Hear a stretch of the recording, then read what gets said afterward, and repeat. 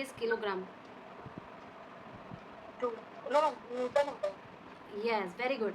Because weight is force only, right? kgf. It can be kgf. Okay. Okay. The A force can change the direction of motion of a moving body. True. yes, true. The force Force can increase the mass of the body when another increases the mass. Tell me, true or false?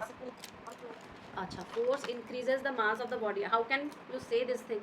Ma'am जैसे हम balloon जैसा सा लेते हैं उससे force से हवा बढ़ता है और उससे उसका मास बढ़ जाता है. Okay, means and by formula you can discuss it. Any empirical formula, beta? Empirical formula. What is the formula of force? Tell me. M into A. M into A. Yes, good. Okay. Now you are saying force is equal to mass into acceleration. A is what? Acceleration, right? But when I am discussing about the gravitation and everything, that because they are asking directly that force increases the mass, so maybe F is equal to, I can say mg also, right? I can say mg also, right? Mg. So g is the acceleration due to gravity. So when I am staying at earth, it will be a constant. It will be a constant. So if my force is increasing, I can say mass is also increasing when I am taking g as constant for earth. Okay, but keep in mind in equator it is different, about the poles it is different. Okay, but okay, fine. As a whole, in a broad way, I am saying g is a constant. So mass of a body is variable. So what you are saying right now, na, that is increasing the mass. This is the concept of variable mass, beta. Variable mass, because when you insert air in your balloon, na, it expands and more air is pushed and air molecules have their own mass. So that why you are saying that mass is increasing. Similar same thing is happening in the rocket also. Do you know the activity of rocket? Phenomena of rocket? Because nowadays students are very curious, even kids of your age are very curious. So rockets are also same, na? They eject their mass and that's why they are going upside directions. Okay, they are working on the same thrust that you are has been already been taught, right? So this is the justification of your answer. So if this is important question, why? Because they can ask this as a true false. Okay, they can ask you justify the answer type question. So you have to write entire thing if they are asking about the justify the answer. The force of friction is always disadvantageous. Tell me. False. Yes. If I am asking how to justify this answer, then? Because friction is advantages, like it has to work, right? Yes, of course. The sliding friction is more than the rolling friction. How can you say this? True, ma'am. Because rolling friction में surface area of contact कम होता है. Good. Liquid after more friction. True. True. Liquids offer more friction than gases. True. True. A wet, oily road offers more friction than a dry, rough road. False. False. Why? What did oil do? What did oil do and what did dry, rough do? Justify your answer. If I say that, justify. Then? In oily roads, the interlocking between the interlocking between left, but on dry rough road, the interlocking between left. Interlocking. What you mean by interlocking, beta ji? I mean, which like rough surfaces get interlocked into another surface, rough surface. Means contact. They are in contact. You are saying, right? Yes, ma'am. Good. Chalo. Now I will hide this. It comes into play when two substances indirect, which are in indirect contact and exactly example gravitation force. When a celestial body pulls an object to its center, it is known as gravitational force. Electrostatic force. When two charged particles apply force on each other, it is referred as electrostatic force. Okay, good. Now it is almost matching the same thing, so इसको ज़्यादा discuss करने का नहीं है. Next is your this question. The separation. चलो मैं इसको पहले करूँ. The separation between two masses is reduced to half. How is the magnitude of gravitational force between them affected? Tell me. The concept behind is that we know the gravitational force formula, Fg. It is equal to one constant, that is a g, capital G is the constant, and it is m1 m2 by r square. Okay, I am just saying about the magnitude beta. I am not saying about the direction. This is only for the magnitude, because force is that physical quantity which have direction and magnitude both. But I am here talking about magnitude. Now what is m1 m2 and r square? Suppose these are the two masses. Okay, one object mass is m1, the second object mass is m2, and the distance between them is r. Okay, so this gravitational force is directly proportional to the product of these masses, and this gravitational force is inversely proportional to the square of the distance between them.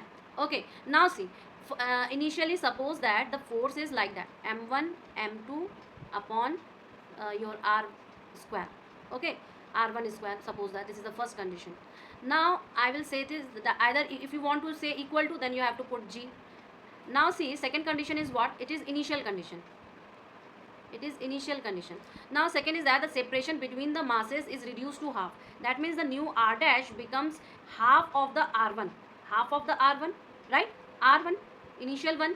Now they are saying how does the magnitude of gravitational force between them are affected. I know that I always have to calculate it r square. So for this, what will be my r dash square? It will be 1 by 4 r1 square, right? Okay, now see, I will do for, initial condition upon final condition.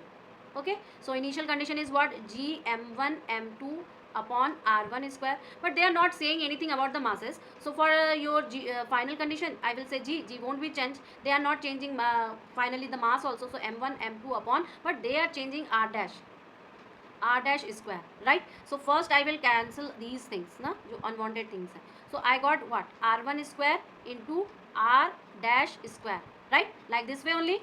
But 1 upon r1 square and r dash square is what? 1 upon 4 r1 square, right? This is only that one. So what I will do? Cancel. Only 1 by 4 will be the answer. Okay, now see, f initial upon f final is equal to 1 by 4. So what I will say, the final force becomes the 4 times of the initial force. You got it, beta?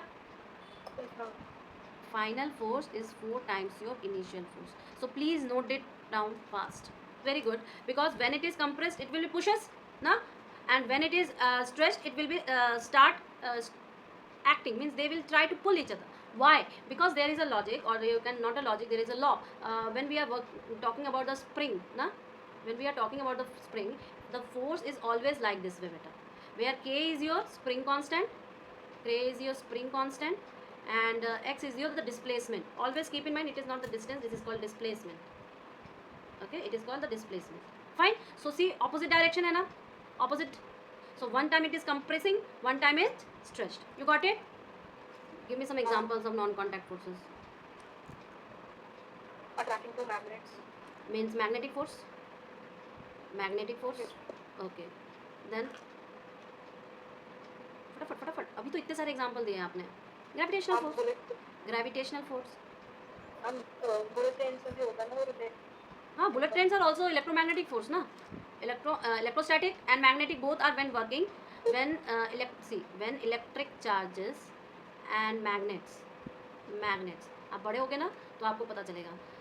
I taught these things to for MSc students and BSc students both. See, when this electric charges and magnets both are working in the same any incidence, any process, then I will call them electromagnetic force. Okay, so this is also what you are saying na, that is the example of that, bullet trains. Now see one thing more. Okay, gravitational force, magnetic force, electrostatic force. Okay, all are what? Non-contact forces. And just right now when I am saying central forces, that means we are doing something like this way. Always keep in mind. अभी बता रही हूँ, ये आपको BSc में आएगा या 11th-12th में अगर आपने IIT JEE पढ़ा तब आएगा आपके. तो these are working in this. Now just right now I told you gravitational force, right? Give you the example of gravitational force, and you know that the formula of gravitational force is what? 1 upon suppose I am saying G and m1 m2 upon r square. Okay, this is the formula.